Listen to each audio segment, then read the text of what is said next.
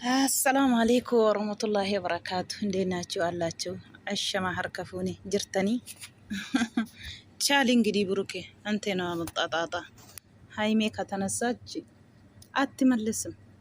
شالين قدي طاطا أنت راسينو يا مطاو سلازي شالي ولوم نجر قدي من الدرجال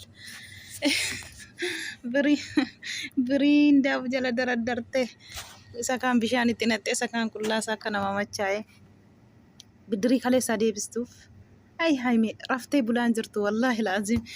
ما لقى دوري إيش خلي سادي بستشوف يا رمو تراشي جتشودا بكا دوغاتي ديمتي guutuu isaas isa keessaas hin qabne jara walii galtee jechuudha. Jara gurguru walii galtee xarabbeessaarra daraddartee nattee bishaan isa kaan bishaan isa qullaa bishaanitti nattee isa kaan immoo akkuma cufametti achi akka nama machaa yeroo isatti bilbiltee eessa jirta maal taateetta sagaleen kee sirrii miti jedha. Sababa keetiin uummata of ajjeesuuf sababa keetiin rakkinarra bu'aan jira jette. Miskiina fiigee dhufee eessa jirta jennaan bootaatti jennaan fiigee gisee dhufu birindaan xaawulaati birindaan daraddaramte guuttee jirti xaawulaarra miskiina walla. Dhuguma seenama ofirratti ilaala rabbiif sodaadhuti ka'ii jedha ka'in galla jedha hin diddi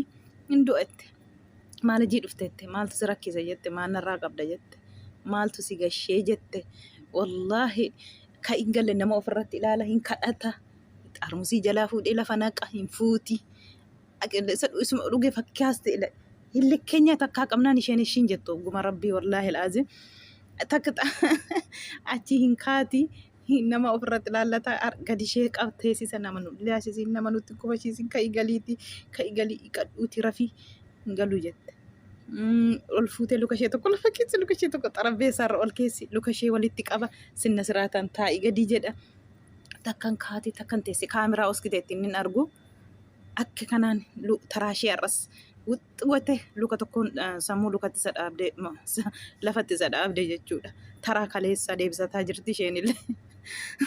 Inni na ukkubaa jedha sira qufaan isaa qabateera qufaan na qabatee na dhukkubannaan maaltu na gashee jette. Maaltu na gasheette sababa keen of ajjeesuuf jette sababa keen dhugaatii dhugee jette sababa keen rakkina kanarra ga'e jette maaliin balleessee rankii sassi godhedhe ammoo waan hin balleesse yoo jiraate nan as takaakalama natti ish ka hin galla an godhu dhabee boodarra ijoollee isaanitti waa eenyutti hin daawwala yaa rabbii jedhee kiisii keessa silkii fudhatee nam tokko tokko hin daawwalle jette nam tokko tokko hin daawwalle jette kadhatii dadhabee boodarra isaaf kami gadi qaba hin teessise hin kaati. Hingatan karti lakka tokko wallaahi isuma dhugee fakkaatti achi an godhu dhabee humnumaan fuudhee qayeesh galta malee jedhe humnumaan gaafa inni fuudhee qayeeshu ishee kaleessaan qiimi ishee kaleessaan baafadheen isii jette sitti hojjedhe jette argitee jette isheeti guyyaa lama silkiin irraa cuftee nama raajite har'a molla luka tokko si dhaabe daqiiqaa keessatti jette akka kana akka argitan kanaatti biiraan tokko nafne. Kontoraata isaa fuutetti ta'een hin beeku wallaahi laazim bakka dhugaatii teesse